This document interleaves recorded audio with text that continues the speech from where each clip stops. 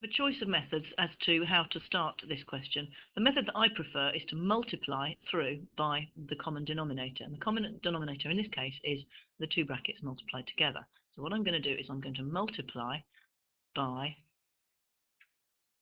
x plus 1 times 2x minus 3. Now I'll show this in long, but essentially what you do is you multiply the top of each of these fractions by these two brackets. So the first fraction becomes 3 times x plus 1 times 2x minus 3, but that is divided by x plus 1. So there's the original 3 over x plus 1. Okay, the second fraction is also multiplied by x plus 1 times 2x minus 3, and that's got 2x minus 3 on the bottom. You'll see why we do this in a minute. And on the right hand side, we're going to do 1 times the two brackets, which just gives us x plus 1 times 2x minus 3. Now the reason we've done this is because in this case that bracket cancels with the x plus 1 on the bottom. Here the 2x minus 3 there cancels with the 2x minus 3 on the bottom. What we need to do now is remove the brackets. So we've now got 3 brackets 2x minus 3 plus 2 brackets x plus 1 is equal to the two brackets on the right. Right, let's remove these. I'm going to remove them using FOIL. So I'm going to do x times 2x, well that's 2x squared. The outer terms multiplied together, x times minus 3 is minus 3x. The inner terms multiplied together, 1 times 2x is 2x.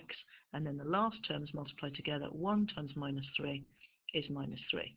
Now let's remove the brackets on the left. So we've got 6x minus 9 plus 2x plus 2 is equal to, so let's just simplify slightly on the right hand side, minus 3x plus 2x, well that's just minus x minus 3.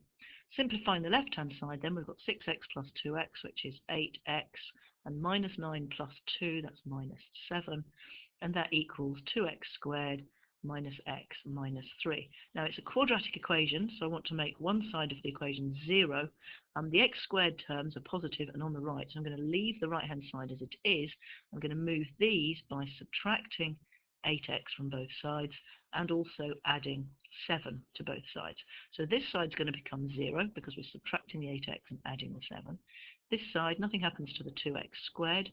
We've got minus x, take away 8x, well that's minus 9x, and then minus 3 plus 7 is plus 4. Right, I'm going to stop at that stage and show you the alternative method that we could have used. So the alternative, just starting with our 3 over x plus 1 plus 2 over 2x minus 3 is equal to 1. The alternative way is to add the two fractions on the left-hand side.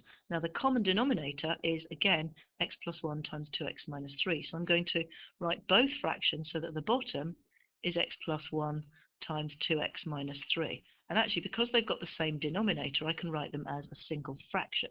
So if we look at the first fraction, well, what have we multiplied the bottom by to get this bottom? Well, we've multiplied the bottom by 2x minus 3. So I'm also going to multiply the top by 2x minus 3. Okay, for the second fraction, I've multiplied the bottom by x plus 1. So I'm going to multiply the top by x plus 1. If I now multiply by the bottom of the fraction here, top stays as it is, so 3 times 2x minus 3 plus 2 lots of x plus 1. And if I'm now going to multiply by the bottom, then the right-hand side becomes x plus 1 times 2x minus 3. And we are then at exactly the same stage as we were sort of here. Okay, so I'm not going to carry on doing that. I'm going to go straight to my quadratic equation. So the quadratic equation, dot, dot, dot here, fill in the gaps, 2x squared minus 9x plus 4 is equal to 0. Now, there are various ways of doing this, but I know that I can factorize this. The question doesn't ask me to give my answers to 3 significant figures or 2 decimal places, so it must be that I can factorize this. So I'm going to use the crisscross method. So I'm going to look, first of all, for 2 numbers that multiply to make 2. There's not much choice there. And now I'm going to look for 2 numbers that multiply to make 4. Now, to make 4 by multiplying, I could choose 2 and 2, but then I can see everything's going to be even. I want an odd number here, so I'm going to choose 4 and 1. Let's try that way around first. Well, 2 times 2 is 2, 1 times 4 is 4. I'm not going to get 9 from that, but you can see if I swap the 2, if I do 2, 1, 1, 4, I can see that 2 times 4 is equal to 8, and 1 times 1 is equal to 1. And if I want to make minus 9x, if I make both of these negative, obviously I want to make 4 here, so both of these must have the same sign. So here, if they both have the same sign, this becomes minus 8 and minus 1. And if we add those together, we get minus 9. So my two brackets come from these two numbers, so 2x minus 1, and the other bracket from these two numbers, which is 1x minus 4, and that is equal to 0. You might have another way of factorizing that. Anyway, just to finish off then, either the first bracket has to equal 0. Well, if 2x minus 1 is equal to 0, then adding 1 to both sides, 2x will equal 1, and x will equal a half. So that's one of our solutions. The other solution comes from this bracket. So if this bracket is equal to 0, x minus 4 is 0, then x must be 4. So there are two solutions to this equation. Either x is a half or x is 4.